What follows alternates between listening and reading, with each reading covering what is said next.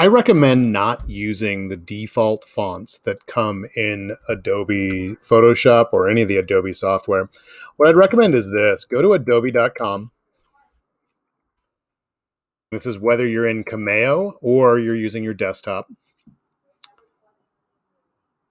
And this will take just a minute for it to load. We're going to download custom fonts and have them sync up automatically in Photoshop and any of your other applications that you're using that are in Adobe. What you're going to do is you're going to log into your student ID at stu.sandy.net. Then you're going to click on this little squares, the 9 squares, and you're going to open up the Creative Cloud app.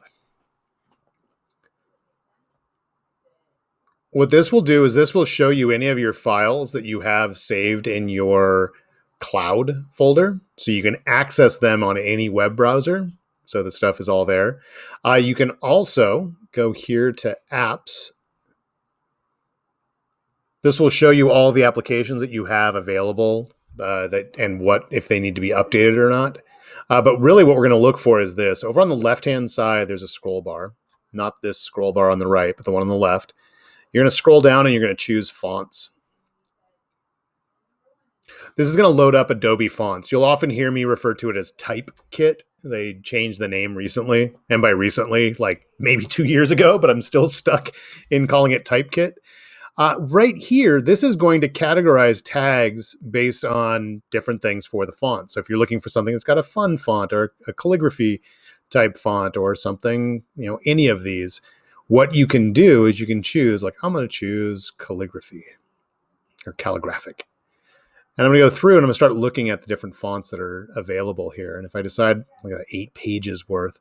If I decide I like this one, I can do View Family. Now, some of these, the font families will only have one font. Others will have like 40. And there's benefits to the ones that have 40. But with this, let's go ahead and decide, yeah, okay, I'll take that one.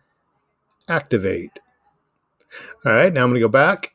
So that one's called Sarah Script. I'm going to remember that.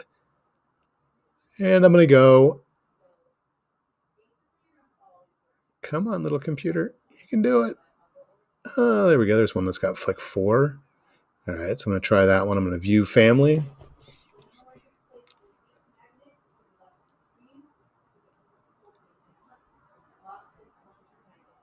And see, that one's got 4 fonts. I may not need all 4.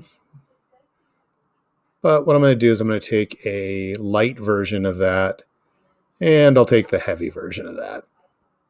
And those are activated. Now, this may take up to a minute or two, depending on how quickly the connection goes through. So I'm looking for Tangier, and I'm looking for the Sarah one. So now, when I open up Photoshop, which I should have had open already, but I was not ready for it, while I'm waiting for that to load, let me talk about a couple of the other things. You can start to look, and we'll start learning what these different categories are. But you can actually sort based on the thickness. So you can say, give me ones that are really thick or thin, wide or condensed.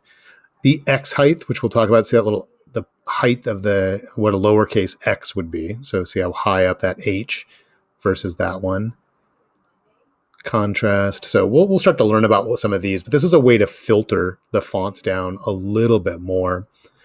And I'm still buying a little bit of time right now because it's still loading up on my computer. But in theory, in fact, I'm not going to wait anymore. I'm just going to let you go with it. Those fonts that I activated should now show up in your font list. If you run into any problems with that, let me know.